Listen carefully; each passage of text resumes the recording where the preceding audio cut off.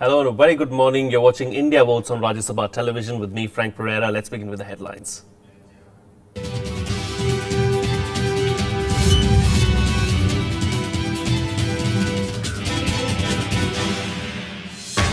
Polling for the fifth and the biggest phase of elections ends peacefully. High turnout recorded in voting that took place in 121 seats across 12 states. The fate of more than 1,700 candidates sealed. Several heavyweights, including some union ministers, in the fray in the fifth phase. Alliance between the BJP and the TDP in Andhra Pradesh in trouble over seat sharing. TDP to take a call soon. And campaigning gains momentum as leaders seek support in the remaining phases of elections across the country.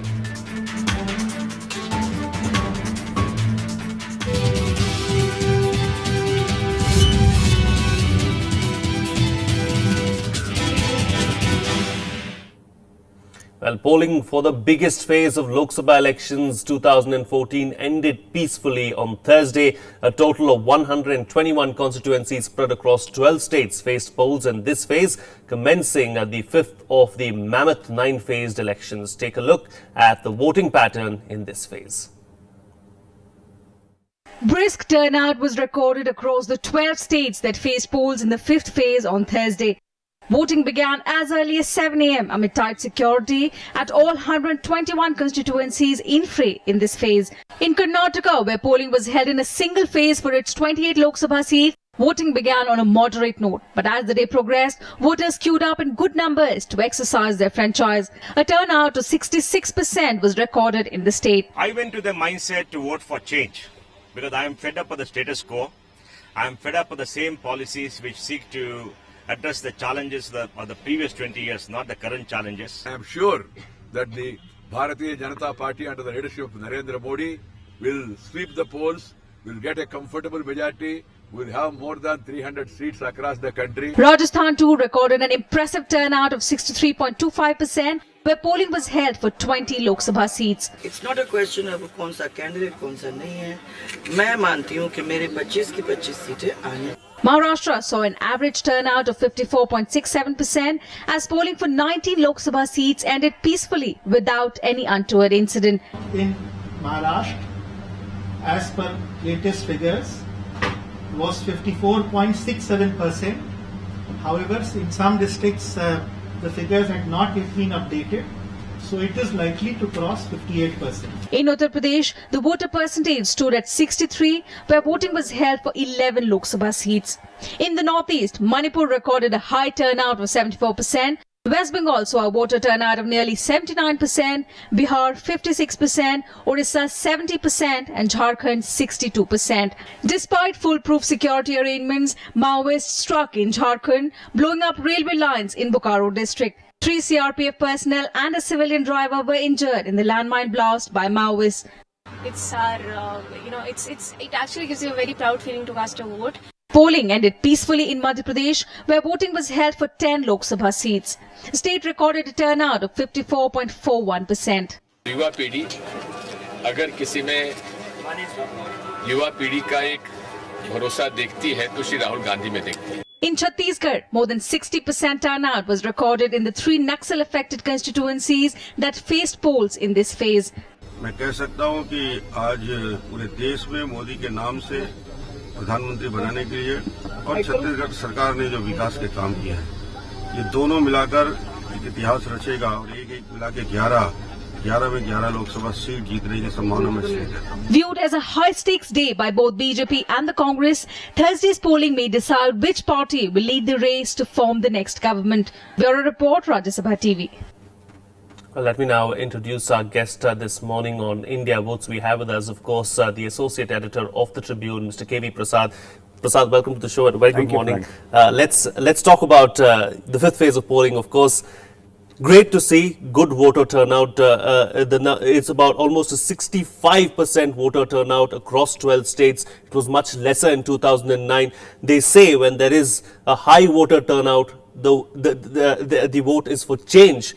Do you believe in that? Well, there's a conventional wisdom and conventional way in which you look out that whenever you have a higher turnout, it's believed that it's an anger of the people or people are going out to say something about the way the governance has been. But I think of these figures that Election Commission gave yesterday, I think only 2 states were slightly above 50. I think Bihar and probably one more state, 52 and 54 is Madhya Pradesh. So that's one thing, but that's not as important as the rest of. It shows that the kind of campaign that's going on by political parties, A, B, by the Election Commission in itself is enthusing voters to come out and vote. And remember, this was Easter weekend, a long stretch of holidays starting today. So people could be skeptical about the fact that some voters may have actually gone on a holiday break. It's quite possible, but we don't know if it worked. But if states like Karnataka, where the voting percentage was high, Bangalore city, I'm not sure if had the same kind of turnout that was expected too, because initial figures indicated it was better than 2009, definitely, but not as high as some of the other places. If you look in the averaging, if it's going on 60 plus, I think the city probably showed something like 55 or something, right? So that shows if the national average in Delhi, for instance, which has always been held as a city where not many people vote, at least from that had a 68 kind of 64 plus percentage. So if you look at the big city kind of thing, but nonetheless, the fact that people are coming out, and you heard a couple of people saying they're very enthusiastic about coming to vote, the youth in particular, 10 crores new voters this time. So that's quite an exciting area to always look at. And the biggest challenge, as I mentioned before, always has been before political parties across democracies, how to get the young people to get engaged in electoral processes and get them into voting. That's been the biggest challenge. Yes, and that has been the challenge for every democracy. I remember in 2007, 2008 in America when President Barack Obama was contesting, his biggest thing was to try and get the young one in. And so the 18 to 24 people is always the challenge to get them so this has always been an area that everybody is working on. This time around, I guess what's been of significance difference is the social media. There's been a lot of talk about the elections on social media. There have been quite a few social media networking sites that have spoken about, voting and encouraged people to vote. And Facebook has got an app which says, I am a voter, and so on and so forth. So that's been, that has played a big role as far as the young Indian voter is concerned. Yes, of course, because you have a huge following of Facebook. And remember, somebody mentioned, I don't remember the figures offhand, but kind of the Facebook users in India itself is... it's staggering. It's staggering, yes. It's a substantial number of voters, first-time users, and even more than that. And a lot of people did mention, for instance, in Delhi, I remember that soon after voting, they'd have a selfie, as they call now, and put it on the Facebook to show that they voted, and then tell their friends, look, hi, I voted. So that's the enthusiasm. Many radio networks, private FM radio stations were running campaigns in Delhi. You had popular restaurants and even petrol pump dealers come pitching in to give some 50 paisa discount for every liter. So I guess everybody played a role. How much of it converted into the fact is not important as the spirit at which it is being done. Yes, indeed. That is what important. The spirit is what matters, of course. And it's been incredible thus far. We'll have to wait and see what happens in the other 4 phases of polling. So far, the voter turnout has indeed been good. In yesterday's polling, of course, Prasad, it went on peacefully. I mean, everything went on smoothly, apart from a couple of instances that took place in Jharkhand, where the Maoists attacked CRPF personnel. They blew up a railway track, and I mean, those things tend to happen in a place like India. I mean, you can't do away with it. But nonetheless, the polling has been peaceful thus far. Yeah, that's a very significant and very remarkable feature of this election, that we have crossed the halfway mark, just about finished the halfway mark here on 17th of April, just 4 more phases to go. Elections have been by and large very peaceful. And of course, in Maoist areas, I think it was anticipated that some kind of tactics would be used by them to disrupt polling processes.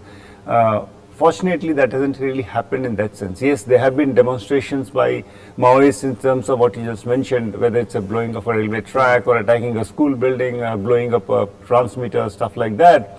But those are symbols of to show resistance. Yes. And despite boycott calls in certain areas, the voter turnout has still been higher in those areas where the calls were given earlier.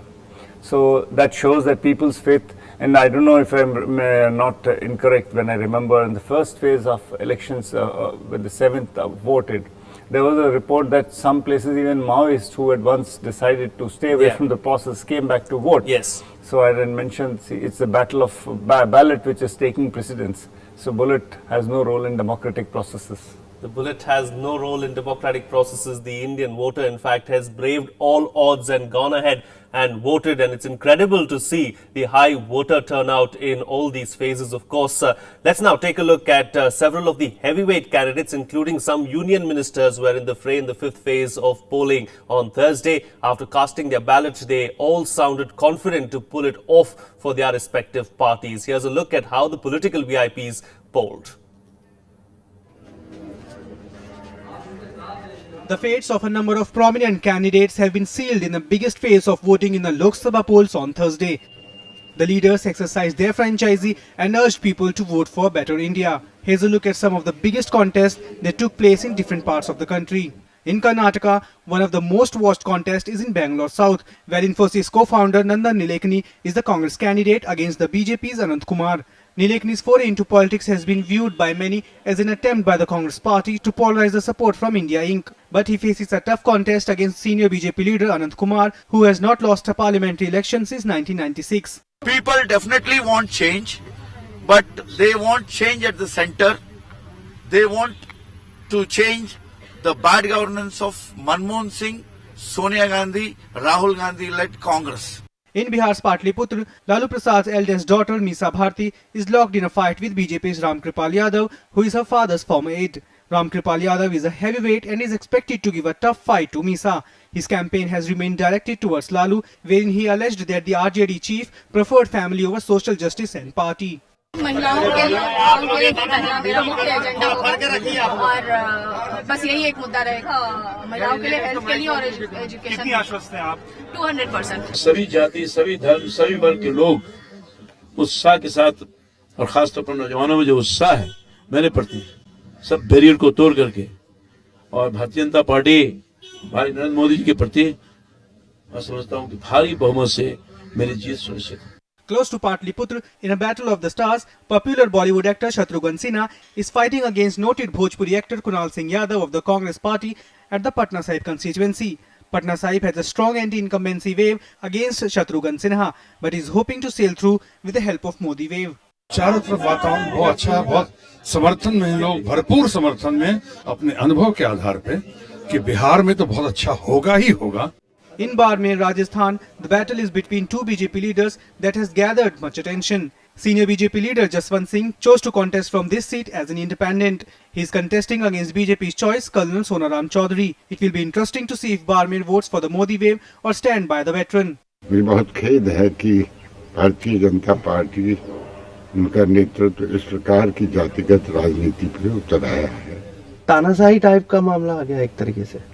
Type उसे तानाशाही ये है, ये एक तरीके से नहीं, सीधे तरीके से। The Jaipur rural seat in Rajasthan also witnessed an interesting battle between Olympian Rajvardhan Rathod, who is running for parliament as a BJP candidate, and Congress veteran CP Joshi. In Ajmer, Union Minister and Congress candidate Sachin Pilot is seeking re-election. मुझे उम्मीद है कि अजमेर संसदीय क्षेत्र में लोग काम को पसंद करेंगे और जिस प्रकार का दुष्प्रचार किया है बीजेपी ने विशेष रूप से राजस्थान और अजमेर के अंदर, उसको नकारते हुए पुनः कांग्रेस पार्टी के पक्ष में लोग मतदान करेंगे। In Maharashtra, Union Minister Sushil Kumar Shinde, ex-Chief Minister Ashok Chavan and BJP leader Gopinath Munde are among top contestants in this phase. While Shinde is contesting from Solapur, Chavan is the Congress candidate from his home turf of Nanded. BJP's Munde is seeking a second term as MP from Beed. Modi का बिल्कुल प्रभाव नहीं, यहाँ प्रभाव है तो सुशील कुमार शिंदे का प्रभाव। I don't want to comment on anything today. Today is a poll day, so it should be a free and fair election. I have cast my vote. As you can see, I have cast my vote along with my family. So I leave it to the people of the Nanded to decide. I am confident, but I am not overconfident. Was development the major issue this election? Development is always the only issue in this constituency. In Madhya Pradesh, heavyweights like Union Minister Jyotiraditya Scindia and State Unit BJP President Narendra Singh Tomar are in the fray. Scindia is facing a tough challenge from BJP's Jaybhan Singh Pawaiya in Guna Lok Sabha seat. I am very confident that my 5-year track record and my 12-year track record will bear me fruit. There's not been a single month in the last 12 years. In West Bengal, former football player Baichung Bhutia is contesting as the Trinamool Congress candidate in Darjeeling. His main rival is S.S. Ahluwalia of the BJP. Ahluwalia is backed by Bimal Gurang's Gorkha Janmukti Morcha, the front spearheading the demand of a separate state. पहाड़ का जनता तो ये तो 99% हम लोग का पक्ष में है। अच्छा होगा, रिजल्ट अच्छा होगा, 1.5 लाख से अधिक वोट से हम लोग जीत जाएगा। The fate of several other heavyweights like Congress Ghulam Nabi Azad, Ajit Jogi or BJP's B.S. Yediyurappa, Menaka Gandhi were also decided in this phase of polling. Bureau Report, Rajya Sabha TV. Well, there you have it, of course. Several key contests on the cards as far as the fifth phase of polling is concerned. Prasad, would you say that the biggest contest there would be between Anant Kumar and the Aadhaar man, of course, in the Bangalore South constituency, because it's extremely high profile, the richest candidate against an MP who's never lost in the last 5 elections? I think, Frank, you are better positioned to answer that from having come from Bangalore. But my guess is that this is definitely a contest. And remember, India Inc. is a very important role, and I guess Bangalore also is important to the sense that it is a high concentration of people from IT industry, which is traditionally positioned in Karnataka and in around Bangalore city. But how many of them are actually voters? We don't know. I mean, I don't have that kind of statistics. And as you pointed out, Anant Kumar is a seasoned warhorse who has fought 5 elections and never lost. So he has a very enviable track record. On the other hand, I was told that Mr. Nilekani was very keen and enthusiastic in going around campaigning, hitting the ground running from day one, going around shaking hands, meeting people at the roadside kiosks and tea shops. So that should also bring, what you say, even the richest candidate to kind of experience that you really need to go and rub your nose to the ground and get dirt on your undersoles to try and understand the way politics works. Indeed. Another interesting contest, of course, would be in Bapmer, where Jaswant Singh was not given a ticket from the BJP, but now he's contesting as an independent. It's a matter of pride there, and the rivalry between Jaswant Singh and Vasundhara Raje dates back a long time. Yeah, and remember, there's a lot of issues of pride in that region particular, and the BJP calculation was Mr. Colonel Sonaram Chaudhary, who was former Congress member of Parliament and also legislator in the previous assembly, is from a community which has domination or a greater presence, the Jats in particular. And the reservation for Jats, which was announced by the central government just a couple of weeks or months before elections, seemed to have been a factor to kind of swing. The calculation was that could also swing votes. On the other hand, Mr. Jaswant Singh's son, Manvinder, has been a member of a legislative assembly from Barmer in that constituency, one of the assembly segments. And in fact, a couple of elections ago in Lok Sabha, Manvinder was defeated by Colonel Sonaram Chaudhary. Manvinder was on a BJP ticket and Colonel Sonaram Chaudhary on a Congress ticket. And I think it was in 1999. So it's a ding-dong battle that's been going on between the two families, if one may say so. It could be on the other side of the fence today. But certainly Jaswant Singh has a high profile, former foreign minister, has been a prominent member of BJP's BJP's team and a defense personnel, ex-defense. But Colonel Sonaram also is a defense personnel. So it's, I think, a matter of battle honors both are contesting. It will be interesting indeed to see what happens in that particular constituency and several of the other constituencies as well. We will know, of course, in less than a month as to what exactly has happened in all of those constituencies. We'll have to leave it at that as far as this chat with Kevinprasad is concerned. Thank you so much, Prasad, for joining us on the show India Votes this morning and being a part of it. We'll slip into a very quick break right now, but we'll be right back to stay tuned.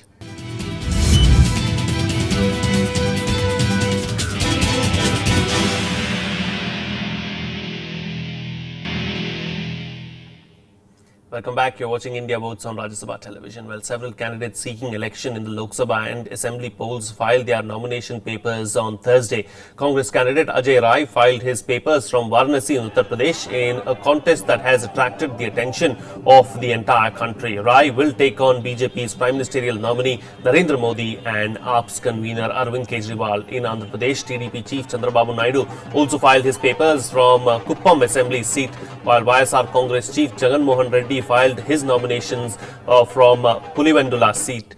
Now, his mother, Vijayamma, represented the seat earlier.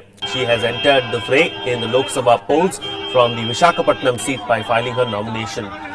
Himachal Pradesh Chief Minister Veerbhadra Singh's wife Pratibha also filed her nominations from Mandi constituency. मैंने कहा ये बनारस में लहर है, काशी की जनता की लहर है। यहाँ मोदी और किसी का नहीं, कुछ नहीं चलेगा। और काशी मॉडल चलेगा, गुजरात मॉडल नहीं चलेगा। ये काशी है, महादेव की नगरी है, बाबा भोलेनाथ की नगरी। यहाँ हर हर महादेव होता है। हम लगातार 20 सालों से जनता की सेवा कर रहे हैं और जनता हमारे साथ तन मन धन से है।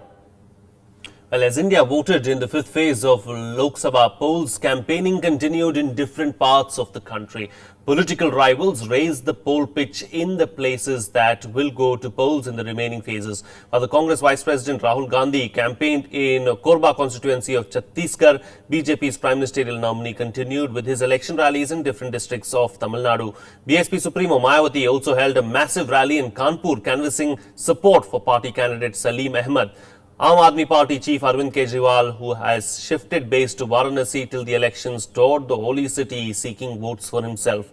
Kejriwal is contesting against BJP's prime ministerial nominee Narendra Modi from the Varanasi seat, which is considered to be a BJP stronghold.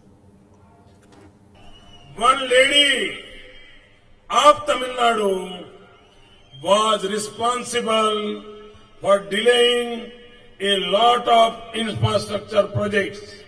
This lady from Congress caused huge loss to Tamil Nadu and all India.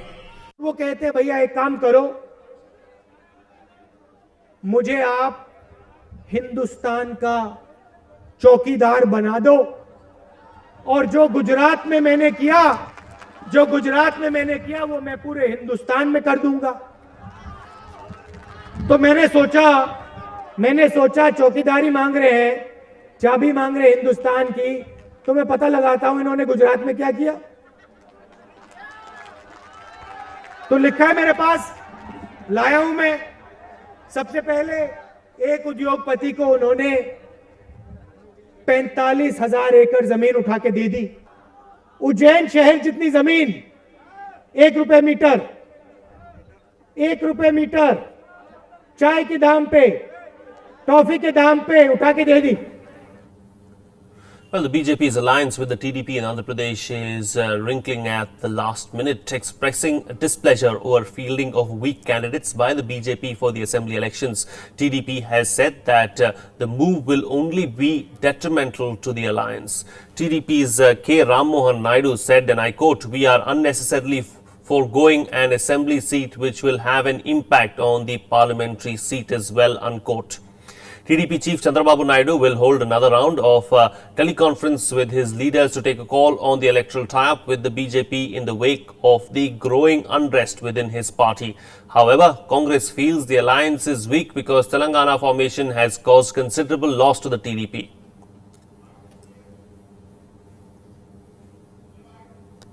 देखिए, वो unnatural alliance तो था ही पहले भी।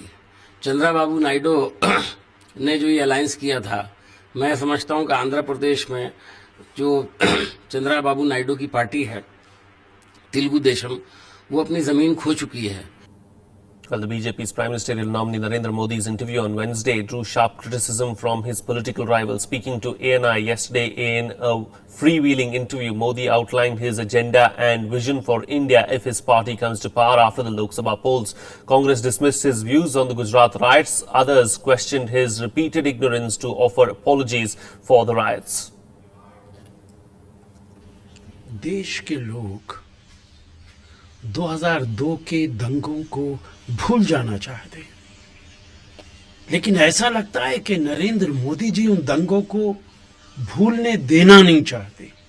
Modi has to answer the questions raised by history.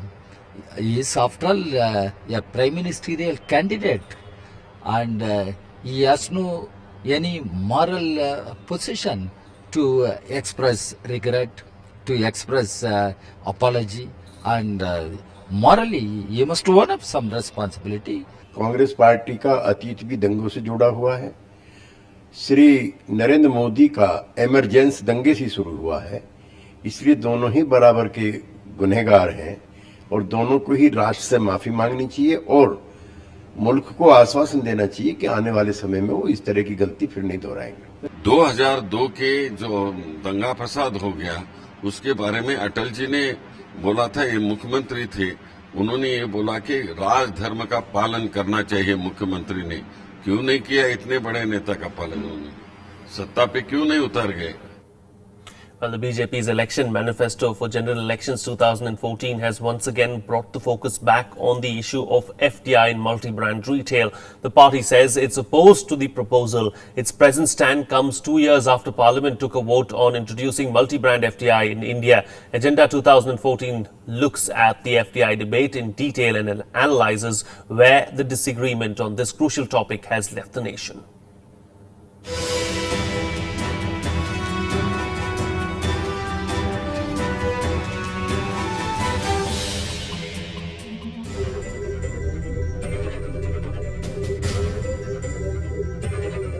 2 years after Parliament voted to allow 51% foreign equity in multi-brand retail, the issue still remains contentious.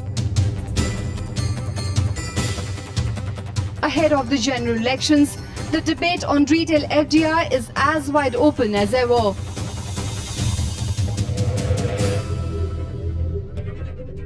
While the Congress says it will continue to back multi-brand retail, the BJP wants to scrap it altogether. Well, our policy is very clear and it is consistent. We are opposed to FDI in multi-brand retail, but the party is open to FDI in general. These should not be confused. FDI coming in or not, do you allow organized retail? Either BJP should come out and say that we are totally against organized retail. Then that is a policy debate. If there is organized retail and some Indian entity wants to bring in foreign equity in it, what's the objection? It's only that the color of the money, I'm sorry to say. Economic experts feel the issue has been unnecessarily politicized and has ended up harming the nation's interest. Retail has always been politicized. They come into the manifesto, they are taken out of the election manifestos. It has been unduly politicized, for which the country has been suffering. Policy flip-flop, if I can use that word, plus utterances of some political parties and their political leaders has left the potential investors, including companies like Carrefour of France, who were expected to come here, into a bit of a, I would say, confused state. The fact remains that modern or organized sector retail has been a familiar presence in India for the last 10 years. And with that, it's a wrap on this edition of The Bulletin. Thank you so much for watching. Have a good day.